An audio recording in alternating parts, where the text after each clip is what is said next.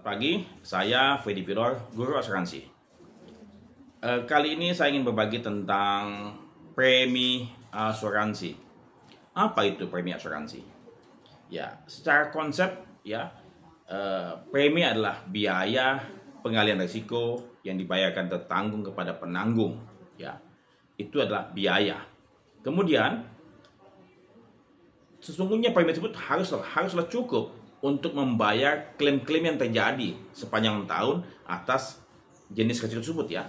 Jadi unsur pertama premi tersebut harus cukup membayar klaim. Artinya apa? Ada unsur klaim ataupun loss ratio ya, atau disebut pure risk ya, di mana harus cukup membayar klaim-klaim yang terjadi. Itu yang pertama ya. Yang kedua harus cukup membayar apa? Biaya operasional perusahaan asuransi yang mengelola premi tersebut. Ya, harus cukup membayar biaya operasional perusahaan asuransi. Itu elemen kedua ya. Supaya kalau enggak, bagaimana perusahaan mau melakukan servis kepada tertanggung. Yang ketiga, harus bisa membayar biaya perantara, biaya agen ataupun pialang asuransi ataupun bank. Ya kan ada biaya itu, ataupun biaya pemasaran yang dilakukan oleh perusahaan asuransi. Ya sudah 3 tuh ya. Yang keempat adalah kan semua perusahaan asuransi adalah perusahaan ya, bisnis ya, di mana pemegang saham ataupun investor menginginkan keuntungan, profit. Kan nggak mungkin dia bangun usaha tanpa profit ya. Seperti halnya pada waktu Anda bikin apapun, Anda kan ingin profit, Anda ingin untung. Jadi elemen keempat apa? Keuntungan perusahaan, tentu yang wajar, yang pasti lebih besar daripada bunga deposito bank ya. Kalau lebih kecil daripada bunga deposito, mendingan gua taruh uangnya di bank saja ya. Jadi premi tersebut harus lebih dia punya keuntungan harus lebih besar daripada dari bunga deposito. Yang elemen kelima adalah biaya lain-lain yang bisa mengcover inflasi ya, katakanlah ketidakakuratan data, kemudian ada suatu perubahan-perubahan lainnya lah. Jadi ada 5 elemen premi yang harus dimasukkan dalam beban premi yang mesti dibayar oleh tertanggung. Jadi premi itu dipakai untuk bayar klaim, dipakai untuk bayar operasional perusahaan asuransi, dipakai untuk memberikan keuntungan buat investor, dipakai untuk membayar biaya perantara, agen, bank, pialang asuransi dan lain sebagainya, dipakai untuk menutupi inflasi dan segala macam. Jadi itu ya. Dan kemudian kalau katakanlah ada yang bilang premi asuransi dikembalikan apa? Dengan tentunya mesti dengan syarat dan ketentuan berlaku. Misalnya kembali kalau tidak mengalami klaim sama sekali ya. Kemudian selama 5 tahun, katakanlah selama 10 tahun ya, tidak mengalami klaim sama sekali ya. Ataupun katakanlah ada biaya-biaya yang dipungut sebagian kecil ya, atau apapun. Jadi kalau ada yang bilang premi tidak hangus, sesungguhnya ada syarat dan ketentuan berlaku. Tetapi pada umumnya ada 5 elemen ya.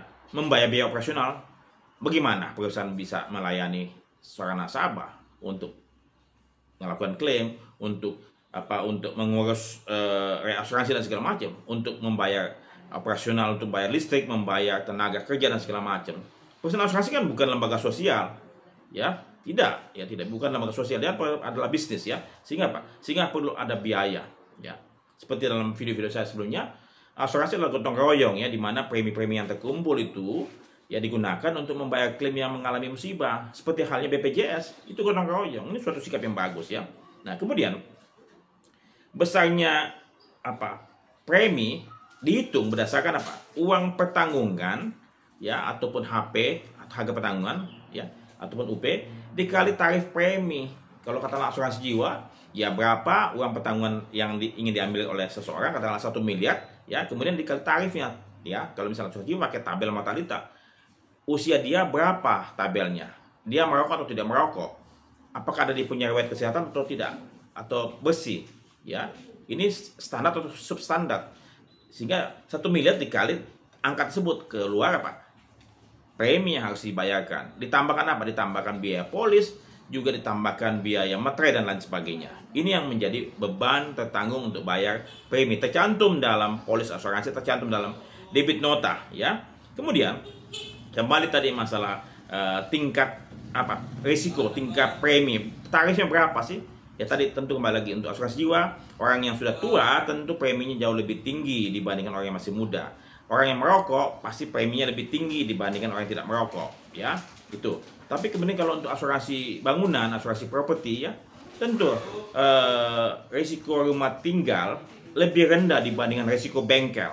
Jadi tarifnya sangat tergantung kepada tingkat risiko bahaya okupasi tersebut, ya. Jadi kembali premi tersebut tidak bisa disamaratakan, ya. Kenapa? Kembali lagi tadi ada yang bilang tarif premi harus sama. Saya bilang tidak harus sama. Ya, tidak harus sama. Tarif premi tidak harus sama. Dalam ilmu asuransi yang saya pelajari hampir 4 dekade, ya. Sesungguhnya tarif premi adalah hanya referensi. Hanya referensi. Ya, tidak mengikat, tidak harus patuh kepada tarif referensi tersebut. Karena kenapa? Kalau perusahaan asuransi yang punya pengalaman klaim yang sangat baik dan kemudian dia bisa memberikan tarif premi yang lebih ekonomis, kenapa tidak? Ya, jangan sampai perusahaan asuransi yang tadi mampu bersaing, punya loss ratio bagus, punya biaya perusahaan yang ekonomis, ya, bisa melakukan claim management yang bagus, bisa spreading of risk asuransi bagus, kenapa harus mengikuti tarif yang mahal dan kemudian memanjakan perusahaan asuransi yang dodol, yang underwritingnya dodol, yang klaimnya dodol? Kan tidak. Juga perusahaan-perusahaan asuransi yang boros, ya. Jadi tarif ini tidak mendidik, tidak baik, ya, untuk diterapkan sama untuk semua risiko, sama untuk semua perusahaan asuransi. Tidak, ya, tidak. Jadi dalam buku yang beberapa yang saya tulis mengenai tarif ini, ya, Success Insurance, tapi agen asuransi, Success Insurance, ataupun buku-buku lain, ya, mengenai asuransi, bahwa tarif ini tidak harus sama, ya. Kenapa? Karena tadi, ya, resikonya beda-beda. Katakanlah resiko tekstil perusahaan Jepang dengan resiko tekstil perusahaan lokal di Ranca Ekek Bandung, ya, tentu beda. Kenapa harus sama? Pakai otak, mikir, ya. Jadi Anda harusnya memahami segala sesuatunya pasti ada dasarnya, ada alasannya. Tidak mungkin tiba-tiba harus Anda ambil dari langit, ya.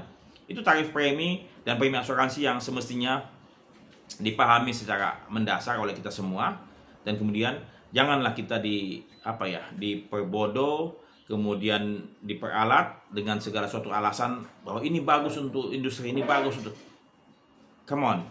Ya, Anda yang punya alasan dan segala macam untuk kesehatan perusahaan asuransi, untuk kesehatan nasabah, untuk supaya perusahaan asuransi mampu membayar klaim, itu hanya alasan-alasan yang Anda buat, ya. Kalau misalnya katakanlah kita mau berdiskusi, saya akan sangat terbuka sekali bagi pemangku kebijakan siapapun itu, ya, semua stakeholder. Kenapa? Karena bagaimanapun juga kita ingin meninggalkan sesuatu yang baik lah buat industri ini. Ya, katakanlah jangan sampai kita hanya bisa mengambil suatu manfaat, memberikan makan anak istri kita, kemudian kita tidak mau meninggalkan sesuatu. Kita berhutang budi banyak kepada industri ini.